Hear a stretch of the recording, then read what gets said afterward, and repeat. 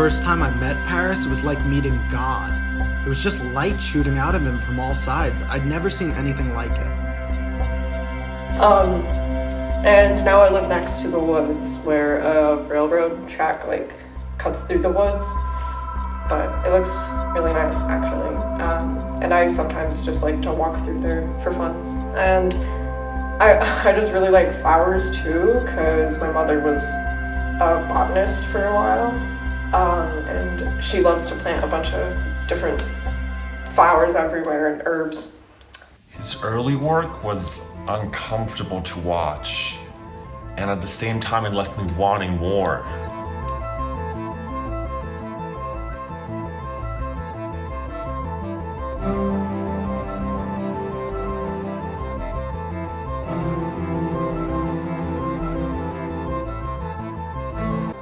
Parris's work is nothing short of ethereal.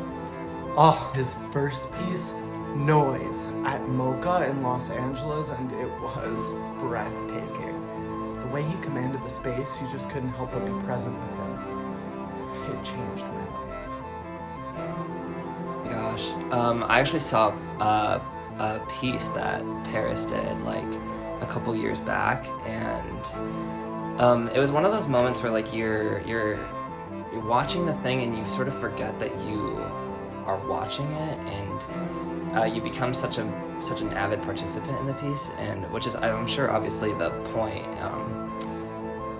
But you just forget that, and once that division happens, and that break happens more so, and you see Parris in this way that you see like most, I think, like stars. Like I'm so jarred by his work that when I see him, I'm like, oh, he's like a force of nature. But then when you're watching the performance piece, there's this break, and there becomes this lack of separation between this knowledge that he is Parris and that you are this other figure, and you're all sort of accomplishing this one task together, and you're doing it in such a visceral and like oftentimes uncomfortable way. But it was so thrilling, and I don't think I've ever had that experience in like any other artistic piece I've ever seen. So I got caught shoplifting a pair of Japanese denim jeans at Bloomingdale's. The security guard tackled me and knocked me to the ground as I ran when the alarm went off. That's when I decided to make all my work free. Parris is simply a deep thinker. He's sensitive and he's intuitive. And he has some rough edges as well. Changed the way I see light, the way I see color, the way I view architecture, the way that I see people. it was just amazing. And I think that he continues to push that boundary of like what is acceptable, what is seen as ordinary, and how do we sort of change that to something extraordinary.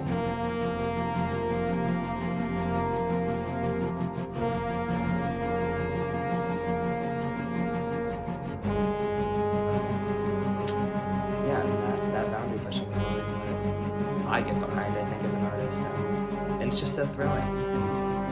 I remember hearing this one thing about like how art should make you like sweat, like the work is so hard and it's so taxing, and that's the kind of art that reminds you of that.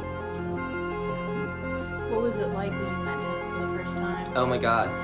So like I said, like he's like it feels like a star, like a force of nature that you're just meeting. But he is so calm and confident. That as soon as you're met with him, it's like, yeah, you're feeling that and you're okay. And you're like being taken care of in this conversation. It feels like a force field is sort of formed around you. And it's so dramatic, I know, but he's just so kind, and he looks so deeply at you. And I think that makes so much sense in comparison to the work that he is doing and seeing things so much deeper and more vividly than sort of the naked eye is capable of doing at times. But yeah, I was very taken back and very honored to meet him. But once talking to him, I mean, it was just a lovely conversation with another person.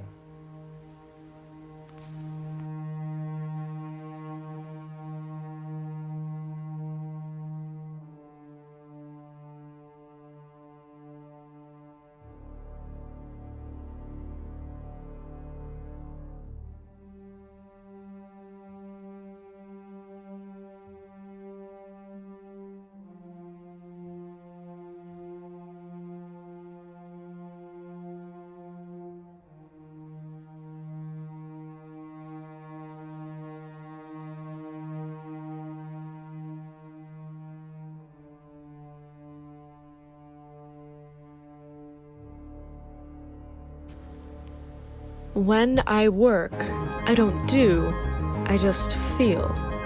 There's something that happens to me when I pick up a brush or I step out on the floor. I don't think about it. I just follow my instinct. Every movement, every sound, every stroke of color has meaning. If you want to get to know the real Parris Whitney, just look at my pieces.